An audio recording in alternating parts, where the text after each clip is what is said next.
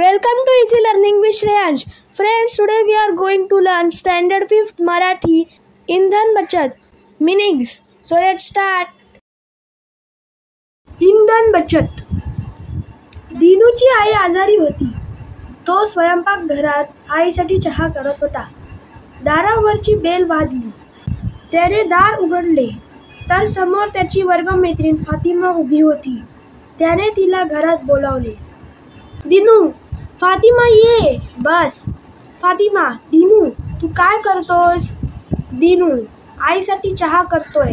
तुझ्यासाठीही करू का? फातिमा हसत हसत, नको, मी चहा घेत नाही. काय रे, एक कप चहा करण्यासाठी एवढं मोठं पातेलं? दिनू, काय बिघडलं? फातिमा, अरे छोटं पातेलं घेतलं असतंस तर पाणी लवकर उकळलं असतं. दिनू, हे माझ्या लक्षातच आलं नाही. फातिमा, अरे छोट्या पातेल्यामुळे चहा लवकर झाला असता आणि हो, इंधनाची म्हणजे गॅसचीही बचत झाली असती. समजलं?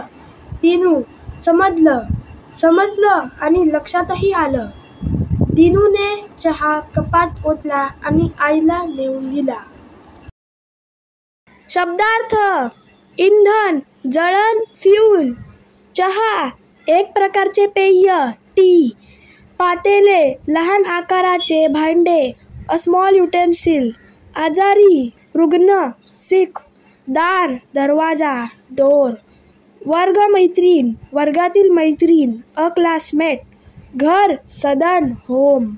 उकळणे, कढवणे, टू बॉईल. समजणे, आकलन, टू अंडरस्टँड.